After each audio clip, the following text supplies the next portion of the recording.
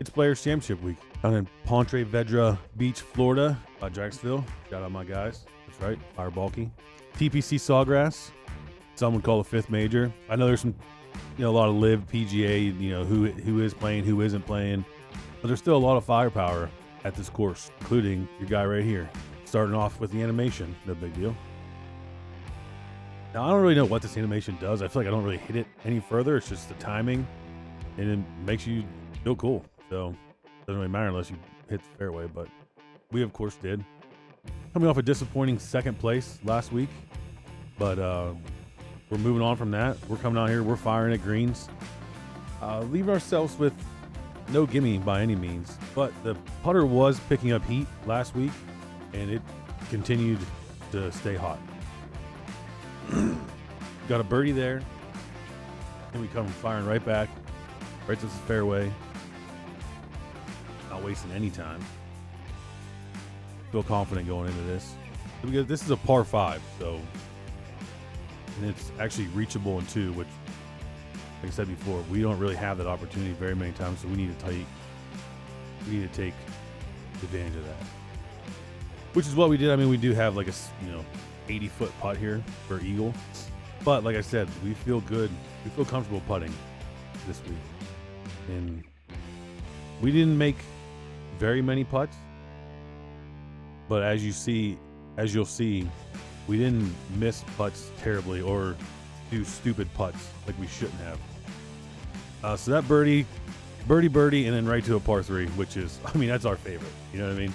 We love par 3s, and you'll never believe this, but I could not hit the green on the par 3. But, and as we know, these never go in, so probably going to leave ourselves, I don't know what it was, maybe 15, 12 feet for par. But this is the kind of putts I was talking about, where we made these. Now obviously par's not great, but par is better than a bogey. And I just like this one right here, we have 40, 50 feet for birdie, but if we get it close, and then usually we'll miss that, but we just tap it in for par. Same thing. Like I said, we didn't make many, but we didn't leave ourselves with 5-6 footers to try and save par. We had just boom, tap in. Same thing with this. We're off the green, but we just gotta put this close, and the way we're hitting the putter, it's gonna go in. 11 footer. Past JD's. This one wasn't the best. Okay, so we're not perfect. We did leave this one a little short, but hey, it's still a par. So we're not feeling too bad about that one, but we know that we did miss an opportunity to get another stroke on the field, which leads us right back into another par 3. But this one, a little bit different in the fact that not only did we not make it, but we just went ahead and hit it in the bunker. But bunker is not our strong suit, but it's not our weakness either. It's not that hard to get out of the bunker in this game, thank goodness. But just another example right here. We leave ourselves an 8-footer where most of the time we would miss this, miss it right, miss it left, whatever. These ones, they were just going in today. So it's, like I said, nope. Par's not great, but it's not going to kill you. Honestly, I just want to show this animation again. It feels good to get it. Like I said, I don't think it does anything.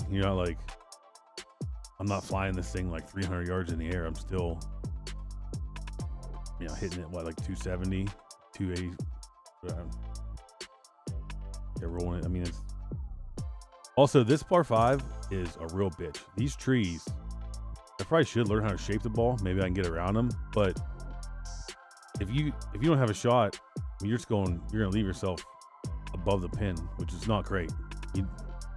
Probably one of the harder shots, but it is par 5. So if we just get it close, there's a good chance we're going to make these putts today. 16-footer. And then we didn't make that one. Okay. Well, okay, so we missed some. But like I said, it's still a par. Most days we miss those, we're getting ourselves in a bogey. So just missed the hole there, another par. Barely missed the hole. Now this, like I said, this one, we usually miss these. But not today. Putter stays hot. It's like an 8-footer. If 2 weeks ago we're missing this 100% high side. It's going right over top. I mean, this is pro side, but that's neither here nor there. All right, another par 3. Our favorite. No, it's not the good one yet. Don't worry. This one did have a little bit of a scary moment here. That spin going on there. I thought I was just gonna keep on going and then ruin the whole round. But 38-footer. I mean, you're thinking there's no way we even come close to making this one. So just nuzzle it up there. And like I said, even then, even these are not tap-ins for us anymore. Well, after today, they might be. After today, they're gonna give us those. Feel confident about that. Also, this one, I saw this one. I thought for sure this one was going in. I mean, it was moving left and right. I was like, I'm just gonna hit it. It's gonna go straight in. It obviously did not go straight in. But look at this, a little tap in par. I think we might have figured this game out, huh? Pretty exciting stuff. Got ourselves a little trouble here. This is our second shot going into 15. This is another one where that ball, it's blowing 15 mile an hour and winds to the right. That ball came out right. I don't care what you say. That was not the wind's fault. And now we got ourselves a tester here, a little 13-footer to try and save par. Which I know I said it 100 times, but the way this thing was rolling today, I mean,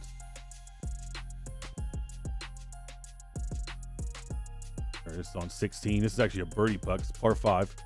But like I said, the fact that went in just shows how we were playing. But here's what you came for. Number 17. I mean, you can see the wind 15 mile an hour, dead right. Flag, back middle. And this is a very intimidating shot because we don't really have this type of shot in our bag. But luckily, we just went right for the center, and then we hope for the best. I mean, we're dry. Yeah, we got a 42-footer for birdie, but I mean, you really can't ask for much more on number 17. Again, this one, there's not much movement. I was very confident about this ball going in. I was like, man, we're gonna bury this. This is definitely turning into a short for sure. And it just blew it right past just a little bit. 3.5-footer. I wonder if we'll make it.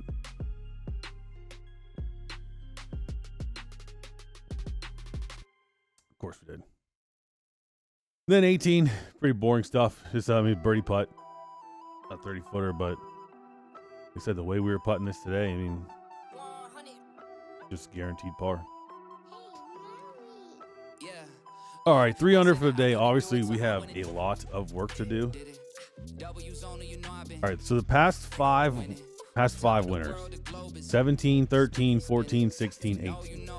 So 3 under in one day is not gonna cut it. So we definitely need to turn it up. 3 under, no bogeys.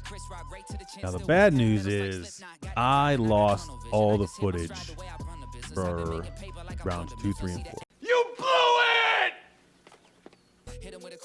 Now I can already hear you talking now. Sure you did.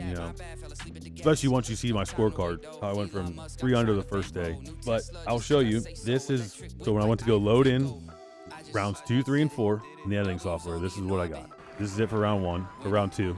I mean, you can hear the noise, but it was recording. Just the picture wasn't moving. This is round 3. Again, sound works fine. No video. Don't know why. This is the whole thing. Then we hear round 4. Again, sound. No, nothing.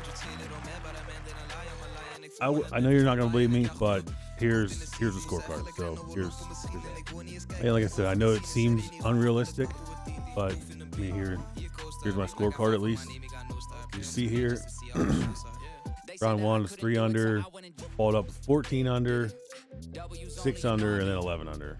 So now normally at 34 under, I would feel fairly confident about that. The problem is the leaders currently, they still have a lot of people have quite a have quite a few holes left to play, but they're already at 7 under as of right now.